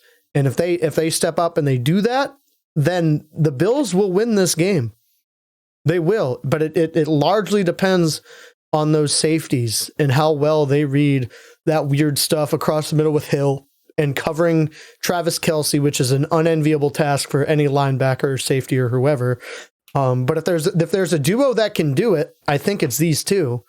And they're either going to do it or they're not. And if they do it, the Bills win the game. If they don't, the Chiefs win the game because they're the Chiefs and they're crazy dynamic and high powered. For me here, part of me doesn't want to pick the Bills just for Jay's sake. Part of me also wants to pick the Chiefs because my mindset with the Chiefs has been until they drop it, they're the team to beat. So why would you bet against the team to beat? In my soul, and to make things more interesting, I'm going to pick the Bills. Because if I pick the Bills, I picked against Jay twice, which means Jay and I have to pick the Super Bowl if he wants to take over the picks lead. So if I'm wrong on both these fronts and the Pack and the Chiefs make it, it comes down to sudden death in that podcast and which one of us picks which. And for that spice alone, I'll take it. If I'm right twice, it's irrelevant. It's irrelevant and I win the picks. So for the content, let's take the Buffalo Bills to go to the Super Bowl against the Bucs. Very nice. Did I give you my score? I don't remember. I don't think you did. I have the Bills winning 28-21. Gotcha. Give me 38.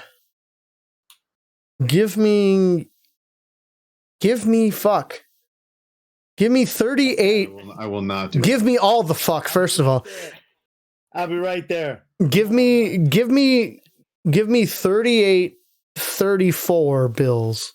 Wow, nice, good, high score. It's going to be a good high scoring affair. I believe that. Wow. Deep down, I believe that. Shot takes, ladies and germs. Nobody's announced any of their shot takes. Coxie, I assume you have one based on your team being in a game. Come to me last. All right, fuck you. Jay, you got anything? Mario's got one. All right, if Mario's got one, Mario can go off. Alan, Josh, 2 rushing touchdowns. Ooh, I like it. Josh. I do like that. 2 rushing TDs. Allen, and as he goes into the end zone for the second one, he grabs his crotch and gives a wink to the camera for fucking Cox. I would love that. That would be good. For Tampa. You're giving us double shotsies? Let's go! Yeah, I mean, come on, it's 2 games. Yeah, that's fair. That game is Josh Allen, and then for Tampa, that game, give me. Ooh, let me get this. I'm gonna fucking make it spicy. Give me. Ooh, shit. Shit. Galladay. I'm not Galladay. I'm sorry. I know. Knob Creek is fucking taking its toll on me. It's all good, brother. Godwin? It's all good, man. Yeah, Godwin. Thank you, DT. I got you. Godwin has 2 TDs. Like it. I like it. 2 TDs. I like it. Jay? Give me Josh Allen 2 interceptions. All right. Ooh, ouch. You gonna do a second one for the second game or nah? Give me a Tom Brady fumble. That's not spicy. Tom Brady's fumble's not very spicy. No. Give me Tampa Bay under 100 yards rushing. Oh, I'll take that. That's spicy enough. Wow, I'll that's take that. spicy. Cox, do you still want to go, or should I go and then you go last? I got it. All right. So I think for Buffalo, I'll take Devin Singletary gets 100 all-purpose yards. Okay. That's not spicy at all. I mean, Singletary hasn't been anything. He's the only healthy running back on their roster. He's going to get all the carries and all the catches. 125, is that better for you? Jason's just ready to fucking smack Oh you. my God. You wanted to go with a He's the Tom only Brady fumble. I mean, that's gonna happen. He tends to do that in the playoffs. Oof. And then against I will go green. for the Bucks game. I will go Tyler Johnson catch the game-winning touchdown. Ooh, for the Bucks game? That's spicy. That's spicy. That is spicy. That's quite spice. I like it. That's the last dab spicy. It's up there. It really is. I'm gonna do a spicy one, what I think is a pretty spicy one, and then a slightly less spicy one. I'm gonna go Sue gets to Rodgers twice. Okay. In that game, because I'm also gonna base mine off my X factors for consistency's sake. If it's not spicy enough for a second one, which is again in addition to a spicy first one, I think one of those two safeties gets a pick while covering Tyreek Hill. I'm fine with that. We good with that? Yeah, I'm fine. One of the safeties gets a pick on Hill. I did a spicy, not as spicy pick. Mm-hmm. I think you're collectively more spicy together than so that's fine by me. Love it. Carl, Love it. What are you gonna do if like the Bucks and the Bills both lose this weekend? Are you just like, is you gonna hang it up, or you gonna go like start playing? I don't know. FIFA. He's a big soccer fan. I'm gonna watch the Super Bowl. I mean, yeah. I mean, I'm a soccer fan too, Cox. So if you need any like support, you want to talk, yeah, I'm gonna be watching Arsenal tomorrow. He's a big Arsenal guy. I'm here for you, brother. I have 2 Arsenal jerseys. Ooh, are there players on the back? This is not a soccer podcast. It should not. You better shut your fucking mouth. I don't think you guys have any other things to say about this game, and if you do, I'm going to cut you off. We have our big debate question, which we got very fucking heated about in the group chat earlier. Everybody knows what's going on with Houston and Deshaun Watson and that whole bag of nonsense going on there. So what I want to ask you guys, and I guess the world at large, for any of these takes that we've had tonight, let us know what you think in the comments about any of this stuff, including what's upcoming. We'd love to hear from you. Eventually, we would hope to get a mailbag involved and take questions and takes from other people and discuss them. So feel free to make your voice heard, because we're more than happy to get you guys involved. But bring it on. With that being said, we all know what's going on in Houston with Deshaun Watson. It doesn't look like he's going to play for Houston. He might. I mean, I don't know. We'll get into that when we get into this discussion. But my big debate question for each and every one of y'all is, where do you think Deshaun Watson ends up? And I'm going to start with the guy who I feel has the most likely shot at him, and that's Jay.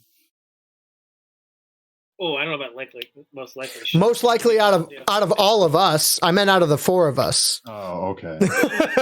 That makes more sense. If he gets traded, I think the Jets have the best shot, personally. I know Cox thinks that the Jets have nothing. They have nothing. It's not about what they have. All right. It's my turn to speak. I have the fucking talking jewel. Then speak. All right. Anyway. Keep going. The Jets have the number 2 overall pick, right? They have the number 22 overall pick. They have the next 3 fucking. No, they have the next 2 Seahawks first round picks. They have high picks, and I know Cox Buggers say, well, it doesn't mean shit. There's multiple sources of Deshaun Watson liking and mentioning the Jets in the last 2 weeks about being a destination for him. It has everything to do with the fucking coach we just hired. It has everything to do with the coach we just hired. Deshaun Watson wanted Saleh as his head coach. He specifically requested him as his head coach for an interview. And you're sleeping now. Okay. Says the guy that has a 4-year-old quarterback. Anyway. Yeah, we're in the NFC title game, so don't worry about him. Get to your own point. He has specifically liked multiple posts of the New York Post saying the Jets need to get Watson no matter what it takes. Allen Robinson has liked post after post after post of the Jets and Watson being a tandem, or the Jets, Watson and Allen Robinson being a tandem. Oh my God, I know. It's so hard to take that the Jets might actually be a good team this year. It all comes down to this. Robert Saleh has changed the culture. Players want to come and play for him. Players around the league have mentioned him time and time again in the last fucking month, 2 months, as saying that I want to play for him. And you know what? Joe Douglas has the keys to the kingdom here. He has $80 million to spend. We can easily trade for Watson, trade the second overall pick, trade the Seahawk pick, trade another Seahawk pick. Trade another Seahawk pick. And essentially, we trade Jamal Adams for Deshaun Watson. I don't think it's out of the question. I don't think it's going to happen. I don't think it's out of the question. I don't think it's as out of the question as Cox seems to think it is. He does truly seem to think it's out of the question. And It's not though. It's not. I went to him. I went to you first because, again, I think out of the 4 teams here, you're the most likely. I think there's a scenario it happens. But to get back to the question at hand, where do you think he ends up if you don't think it's New York? If I was a betting man and I had to bet on it, I think he stays in Houston. Interesting. Why's that? I just don't think there's no way they let go of a top, I would say top 5 quarterback in the NFL. There's no way you let go of him. I think you take every option, you expend every like therapist, everything to make him buy back into what you're doing in Houston. You just don't let go of a top 5 quarterback. He could always refuse to play as my devil's advocate to that, and then you're fucked. Yeah, but then his and the thing is, I think the Texans know that. And I think they know that the minute that he opts out of playing, his value plummets. I don't think that's true. I don't think that's true at all. I think that's very true. No. Because then you have that. Okay, whatever. I'm wrong on everything. How? No. Explain. Explain how. No, fucking magician. Because It's getting nasty in here. It's getting nasty in here. Because then you have you have the disgruntled quarterback, and that becomes Called you magician. No. What happens is for not for Deshaun, his value is always going to be sky high. What happens for the Texans is his value plummets, and every team knows, oh shit. No, they can get him for peanuts. That makes more sense. I thought you were talking about with Watson. Yeah. That's what I'm saying. All right. Well, then it would behoove them to trade him now. Yeah.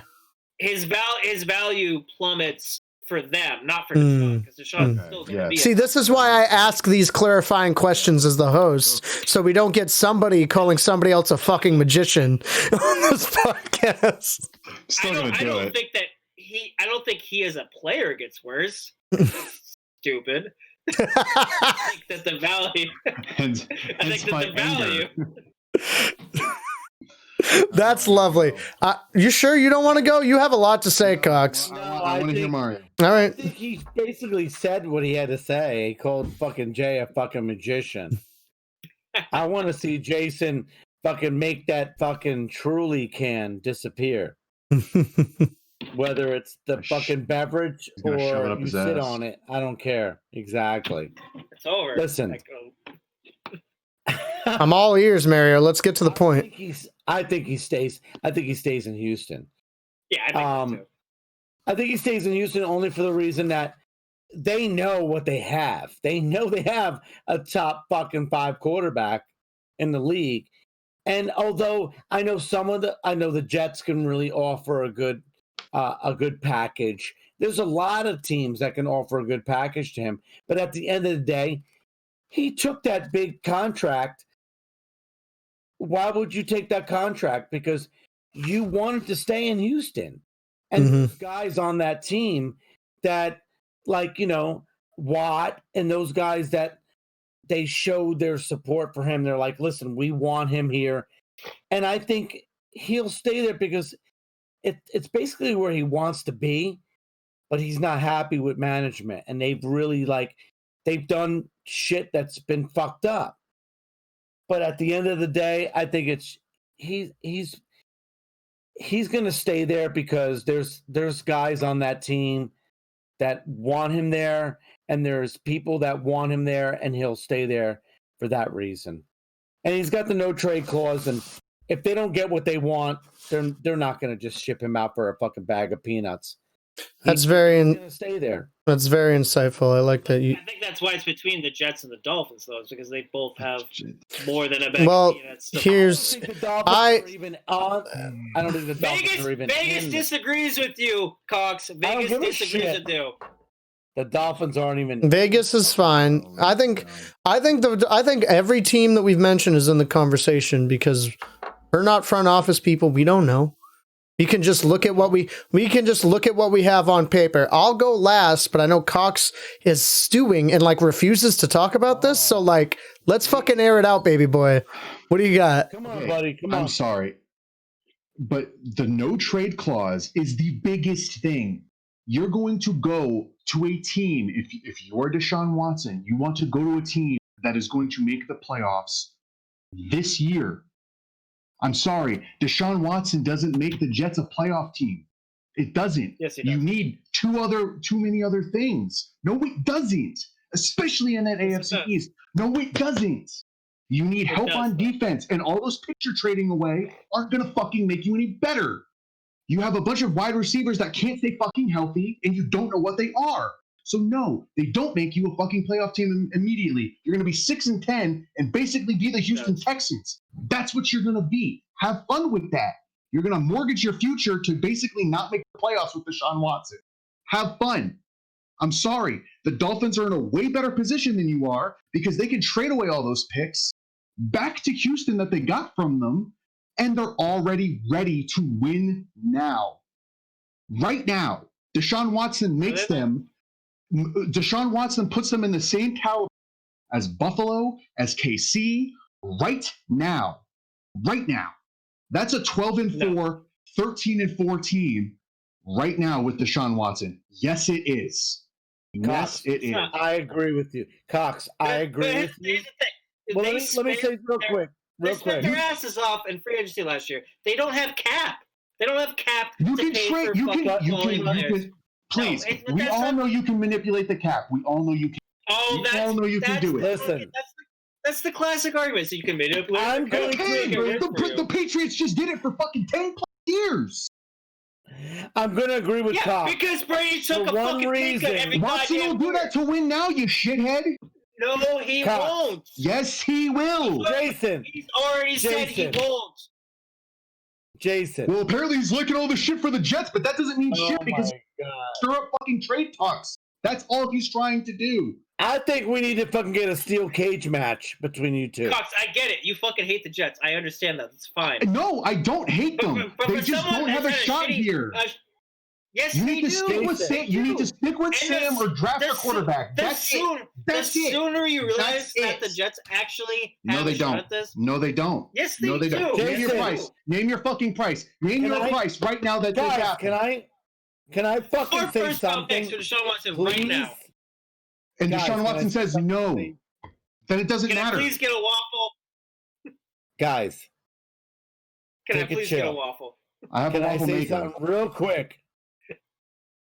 The reason I say I tend to lean towards what Cox is saying, and I'm sorry, Jason, it's because the Jets need so much that they have a quarterback that if you bring in the right pieces, if you bring in that offensive line and you get the pieces and you fucking beef up that line and you get the fucking wide receiver and you bring in a fucking a tight end like the guy from Pitt, you guys can fucking be a great team. You don't need Deshaun Watson.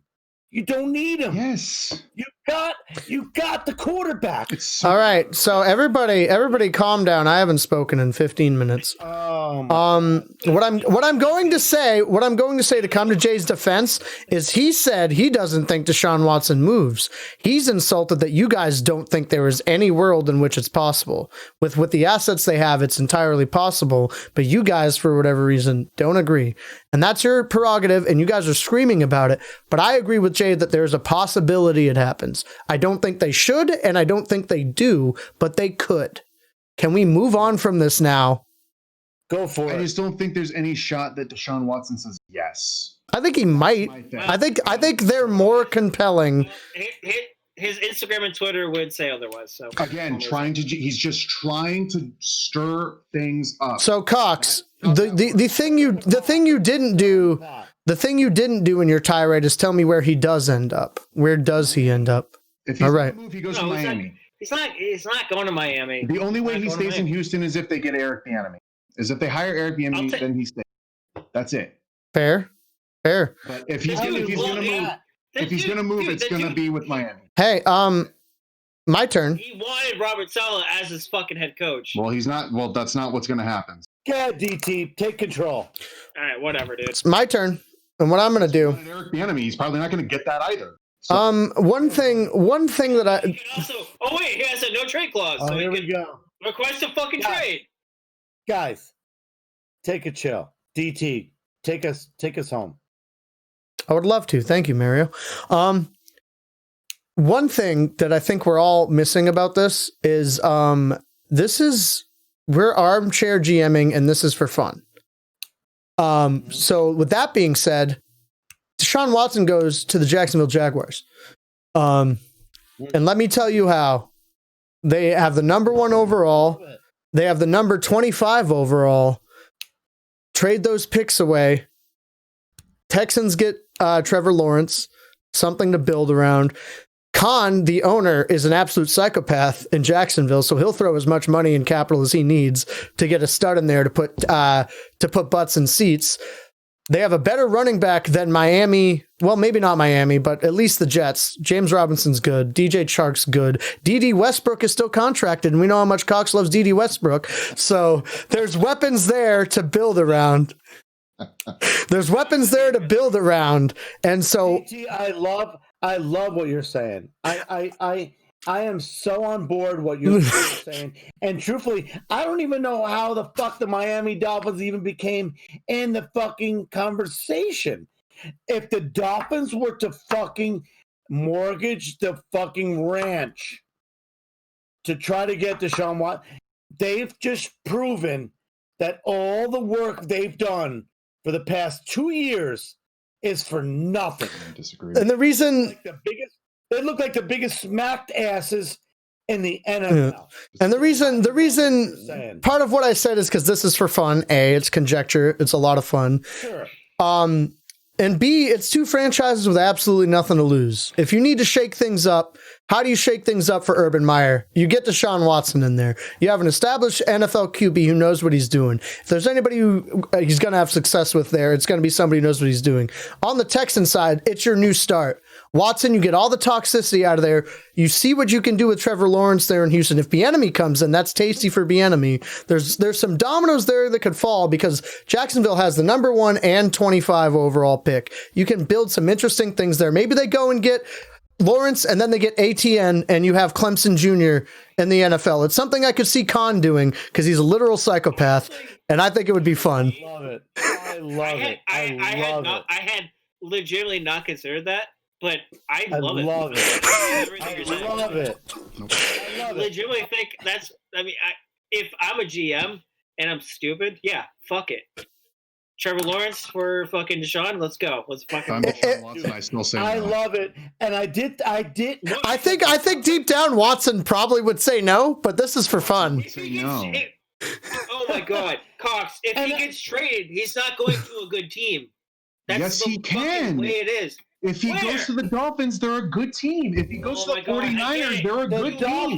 If he goes to the Colts, they're a good team. Guys, Cox, I don't know where you're coming from with this. Sorry, he's going to go to a good team. Cox, I don't know where you're coming from with this, but can we if we think about it, like we put our fucking brains together, Cox, like if we all calm down. There's a huge goddamn difference between the second and third pick. The Dolphins are not even in the conversation. Yes, they are. No, they're not, dude. I will fucking put every fucking stock, every fucking asset, every fucking thing I have, dude. The Dolphins are not in the conversation. Why? I think they don't have the assets or the cap. It's not even that, Jay. They fucking tanked for Tua. Yeah. That's think- my big issue is if that's a vote of no confidence for Tua. Oh If my they God. do that, Which there have been signs that there is no confidence. right? And I think there's a chance. I think everybody, to put a bow on this, because this is getting crazy, and we're under 2 hours, and I would like us to be under 2 hours this week, if that's okay with you. They have no fucking interest in Tua whatsoever. All right. So let's put some. Let me ask you three. Did Tua give you any confidence you saw this year? No, I didn't like Tua coming out though. What does that mean? What does that mean? That means you It's moved his him. first fucking year. It's his first fucking year. He's only been what 5 What stars. did Justin Herbert 6 do in his stars? first year? Peyton Manning won 2 games in his first year. Not the same. Right, but he looked better. He inspired confidence.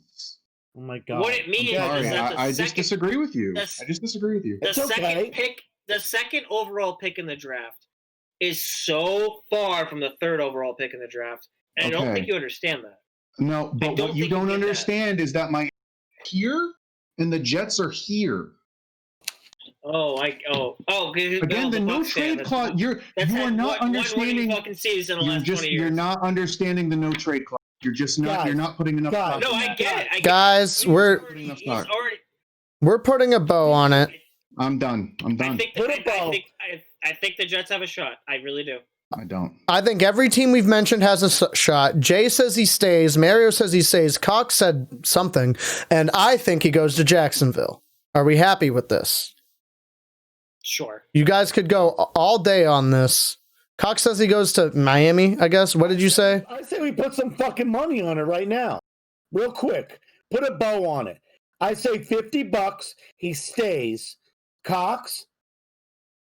50 Are you in or Dolphins. not? Yeah, $50 Dolphins. Go for it. Okay. Jay. $50. He stays with the Houston Texans. Okay. I'll put $50 on the field, so he doesn't go to the Dolphins and he doesn't stay. Give me the field. Okay. Love it. All right. Love it. You're gonna win that bet, dude. But it's certainly not going to be the Jets. That's fine. That's fine. I would love to see him go to the Jags because it would be so much fun.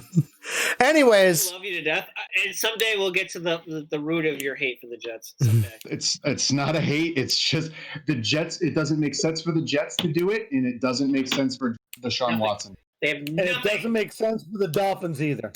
That I disagree. I think it's interesting. We put a bow on it. We've all put our takes, and this was the most spirited big question that we've had. And this is what I've been wanting it to be since the inception of the podcast. And we're going to get in under 2 hours, boys. I love you dearly. Thank you so much for joining me for some drinks and some banter and some hardcore yelling and all that lovely, lovely stuff. If you happen to have a team left in these final four, we hope they win. Unless you're playing Cox's team. Yeah. But even then, some of us might want you to beat them. A lot of people would. No. Go Packers. All right. But we love you guys. We will see you all next week for the aftermath of all this nonsense and to start speculating about offseason Super Bowl stuff. We will catch you later. Everybody say bye.